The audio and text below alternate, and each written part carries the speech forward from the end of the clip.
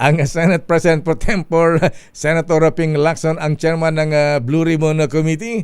Senator Ping, sir, magandang umaga po sa inyo, Senator. Umaga sa lahat. Ayan, abay, kumusta pa kayo, Senator Ping? Okay naman, nice. Parang putol-putol yung signal ni Senator Ping Lacson. Ayun, malu. Pakicheck ngayon nga. Ayan. Hello, Senator. Yeah, hello. Yeah. Ayan, parang ang signal, no? Parang signal sa West Philippine Sea, eh. Ayan, Ayan. Okay, Senator Ping, ayan na, diretsahan na po tayo. Ayan, ito ang tinatanong din ng marami at yung BFF sa Senado, kailan daw ipapatawag si dating House Speaker Ferdinand Martin Romualdez sa Blue Ribbon Committee? Matagal na namin tinatawag yun. Actually, parang twice na namin na-imbitahan. Pero siyempre, idadaan natin yung invitation doon sa Speaker ng House, si Speaker Bogie D. Opo. Kasi yun yung tinatawag na interparliamentary courtesy. Ganun din naman na treatment ng House sa amin. Ang parliamentary courtesy na-extend yan sa Office of the President, Office of the Vice President, minsan sa ibang mga cabinet secretaries pa nga eh. Pero hindi ko maintindihan kung bakit nagbago yung tono niya ni Senator Marcoleta. Kasi nung nasa House siya, yun ang ini-invoke niya eh. Doon sa budget hearing ng OVP, ini-invoke sa mga kasama niya doon na mayroong parliamentary court mihiral. Sa Senado, alam naman niya yun ang hindi ko maintindihan sa kanya, masyadong, double speak. Kala niya lulusot. Alam mo, mas pinaka i-fact check yan eh. Naka-record lahat yan. Ayan,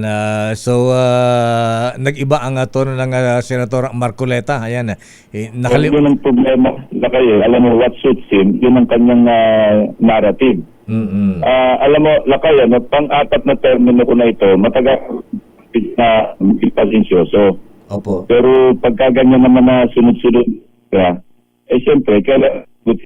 So, nagpasabi nga ako nung Lunes kasi nung last week, tumira siya ng tumira. Doon ako sa lounge. Sisisihin niya pa ako na ba't ba wala ako sa Senate Hall habang nagsasalita siya. Obligado ba akong pakinggan yung kanyang sinasabi na kailangan sa... Ganun ang ugali niya, Lakay eh. Alam mo, I hate to say this, pero sumusobra talaga. Sumusobra na po. Ayan, oo. Ang sabi po ay may sinabi yatang in-splice daw po yung kanyang mga mga sinabi, mga voice clips, mga video. Wala naman kailangan splice doon sa igibat natin yung kay IG, ang liwaliwanag. Milyon-milyon Pilipino nakarinig noon, tapos ako yung sisisihin niya. Lahat naman na reaction, ganun eh. Pareho na reaction ko eh. Bakit ako lang yung parang na-zeroin niya na nag-splice? Ano ba kailangan i-splice doon? Maliwanag pa nga, sabi ko nga, ang description ko nga sa aking privilege speech, mas kasi liwanag ng hitad ng bumbunan na tinamaan ng tirik na araw sa tanghaling tapat. Ano ba bang i-splice mo doon? So, ano ang nangyari ngayon na Senator Ping? Ayan, yung kahapon dahil may mga military officers na dumaan din sa CA kahapon, naungkat na naman yung pong ating mapping at jurisdiction sa Kalayaan Island Group, Senator Ping, sir. Alam mo, pinipilit niya, dinidiscredit niya yung mapa ng Nambria. Anong klaseng Pilipino? Na yung mapa ng ginawa ng Pinas. Gusto mo i-discredit. Sino bang audience niya? Sino ba yung particular? Lahat, opportunity, basta may nakaharap na military officer o may makaharap na pwede niyang tanungin. Alam mo, kahapon, malasalang ako kasi baka mamaya, hindi ako makapagpinti na naman, sagutin ko yung kanyang tinutumbok. Kasi pinakita sa akin ng staff kahapon, sir, ito yung narrative niyan kasi yung sinasabi niya, naandito rin sa Ministry of Foreign Affairs ng People's Republic of China na kailangan i-discredit yung mapang ginawa ng Pilipinas. So, tuloy-tuloy yung kanyang pagpaparot dun sa kung ano yung narrative ng China, yun ang kanyang laging nilalabas. Alam mo, marami pa yan eh. Konti nga lang yung labas ko kasi isang oras na yung aking privilege speech, pero napakarami niyan talagang may pattern eh. na bawat sabihin niya, pati nga yung kanyang binanggit na ano raw mapapala ng Pilipinas kasi nagpunta yung Pangulong Bongbong Marcos sa New York, sa UN, dahil nag-a-apply tayo na maging non-permanent member ng Security Council. Ang China, may komentaryo tayo na dyan na ano bang mapapala ng Pilipinas kasi yung permanent members, 5 lang yan eh. Opo. China kasama doon, US, Big five. France, ano. Russia. Yung permanent, 10 lang yan eh. Na nagpe-represent siya ng mga regional areas, ano. Eh siyempre, isang hindi lamang malaking karangalan o prestige para sa Pilipinas na mag-impress 10 non-permanent members. Kasi magkakaroon tayo ng parang boses. Representation, Tapos opo. pwede mag-issue tayo ng submit tayo ng resolution. Kaya malaking bagay yun. Pero ang kanyang komentaryo, ano raw ba mapapala ng Pilipinas kung mag-non-permanent member? Ano ang chinek namin? Ganun din ang narrative ng China eh. Bakit lagi yung narrative ng China sundan niya? Hindi yung narrative ng Pilipinas ang kanyang iparot. So, parang yung linya ay parang linya ng China. So, imbes na protektahan, una-una yung KIG, ang tagal nang nakatira dyan yung ating mahabay, may mayor na nga dyan, may mga constituents na, ibibigay pa ba natin sa China yan? Yun nga, meron pa bang ibang interpretation na sinabi niyang ang mabuti, i-give up na lang natin ng KIG. Ano pa bang ibang interpretation kundi i-give up, di ipamigay, papamigay mo yung 500 residente ron, palalayasin mo para ipamigay yung kalayaan na municipality. Ano pa bang ibang interpretation? Tapos, babalikan niya pa ako na in-splice ko raw. Unang-una, yung Facebook page na sinasabi niya, hindi ko na in-oversee yun eh. Ang nag-handle nun, yung staff lang. May sarili kong account na Facebook. So, ako yung laging pinupunteriya. So, yun. Alam mo, lahat naman tayo, may napupuno minsan eh. Ikaw din, minsan natitikon ka. Tiyahin kang tao, di ba natitikon ka rin? Totoo po yan. Ayan. Sinusubukan natin makalma pero may time na pagka ganyang sobra na mag-iinit din talaga ang ulo mo. Ayan. Mag-iinit ang bumbunan mo. Anyway, Senator, yung buti nabanggit mo yung yung pagpunta rin ng presidente sa UN, yung napaka-importante pala yung non-permanent member naman tayo ng Security Council Yung pala explanation yun, may representation tayo sa sa Security Council, may boses kahit na non-permanent tayo. Oo. Maski walang veto power, maski pa paano, may boses tayo. Kasi maski 10 lang yan eh. Siguro sa buong mundo, 10 tapos yan eh. Parang 2 years yung term, yung tenure. So malaking karangalan talaga. Yung permanent, talagang permanente sila doon. Oo po.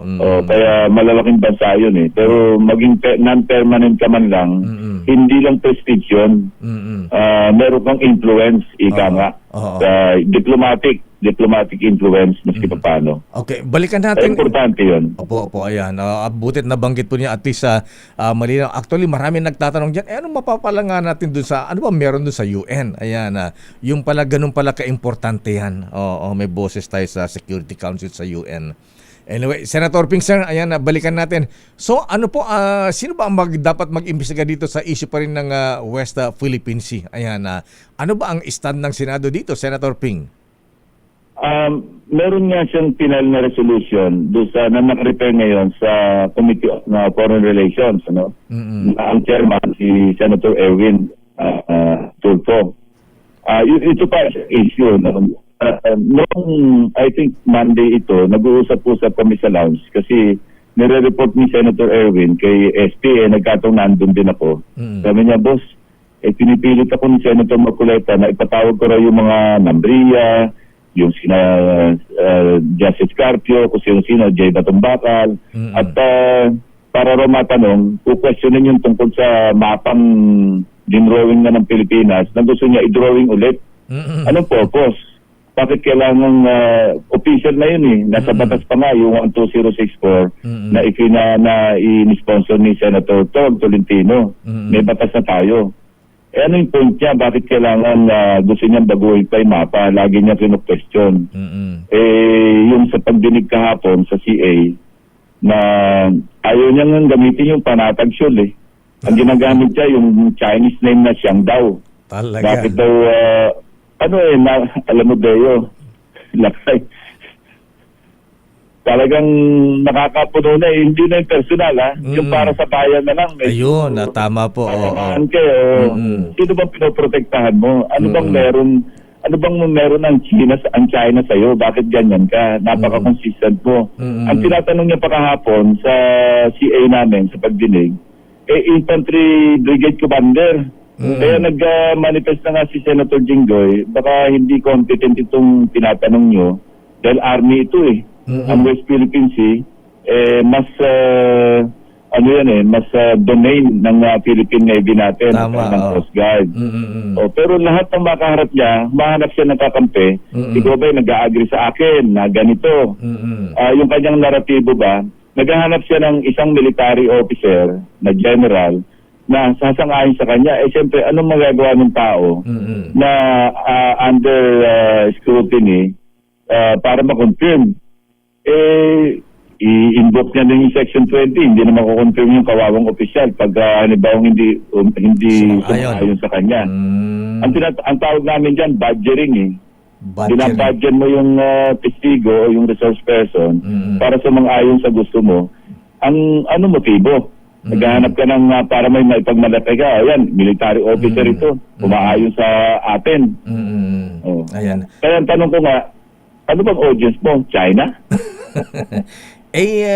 May mga report na may ilan ding mambabatas. Ewan ko lang kung merong senador na madalas daw kausap o nakakausap ang ambassador ng China sa Pilipinas, Senator Ping. Hindi, kasi noong nagkaroon ng resolution, si Senator Kiko, I think Senate Resolution 37 yun Nagkaroon ng mainitang debate again with Senator Marcoleta. Dahil pinipilit niya yung kanyang narrative, parang ayaw niyang maipasa yung Senate Resolution ni sponsor ni Senator Kiko Pangilinan. Sense of the Senate yun Tungkol doon sa mga palitan ng pananalita between Coast Guard Admiral ngayon, two-star na yun si Commodore Tariela dati, di ba?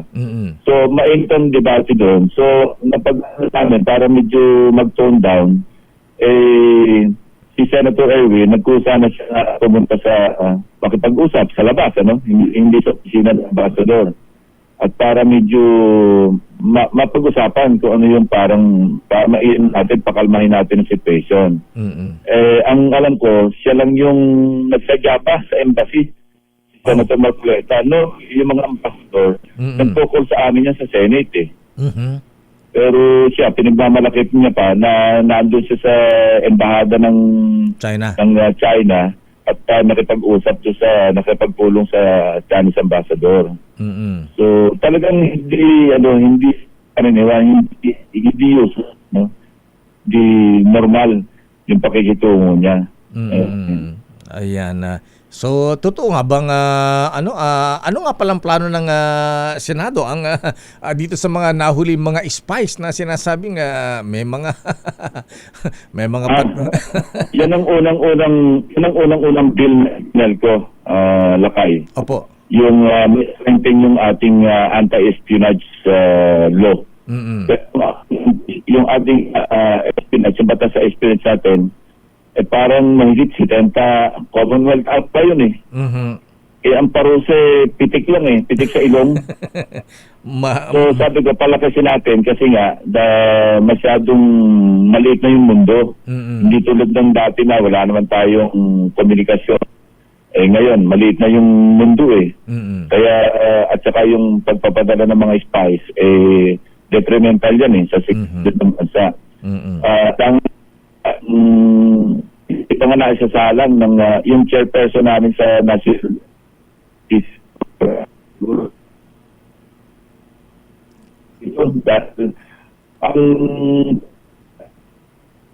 Naku, nawawala Senator Ping. Ikot po kay Senator Ping. Ayan. Hello? Senator, napuputol po kayo. Ayan. Yeah. Ayan, okay na po. Ayan, ayan. So ano po ang bill ninyo? Death penalty po ba o life imprisonment? Wala tayong death penalty.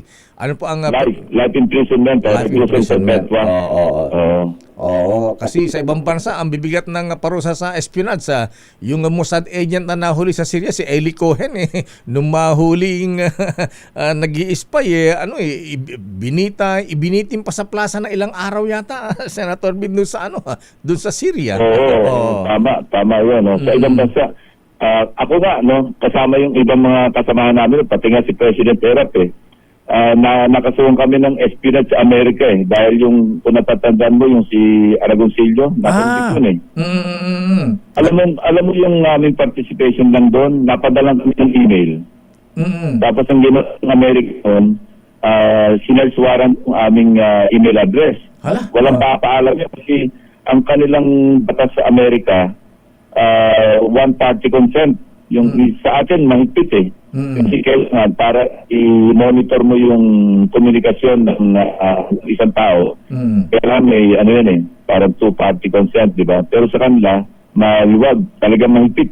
Yung kanilang si President Erap, si Lito Banayo, si Senator JB, lahat ng napadala ng email ni tama. kinancel yung aming mga visa at napag kami na unlimited co-conspirator. Wow. Ganon kaigpit sa bansa. Sa China, talaga execution yan Ay, sa China, firing squad yan. Oo. Anyway, Senator Ping, ayan, last na lang po. So ano nangyari? Hindi pa rin kayo nagkakasunod ni Senator Marcoleta. Akala ko pinag-ayos kayo ni Senate President Tito Sen. Hindi. Saka, ewan ko, mahirap kasamahan yung tao na yan. Ganun po ba? Ayan. Okay, Senator Ping, sir. So, anyway, antabayanan po natin at sana nga ay maayos yung isong yan.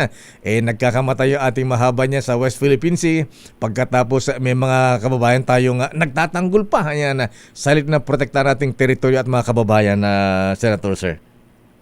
Yeah, totoo yun. Alam mo, dapat mahalin natin ang Pilipinas. Tama po. More than any country. Kung ano man yung at stake, Pilipino tayo, dapat Pilipinas yung ating pinapangalagaan, hindi yung interes ng ibang bansa. Ayan. Senator Ping, sir, maraming salamat. Maganda umaga po sa inyo. Thank you sa pagkakataon. Magandang umaga. Mga kaibigan, Senate President Pro Tempore, ang chairman ng Blue Ribbon Committee, ang BFF ni Senator Rodante Marcoleta, Senator Ping Lacson. Daming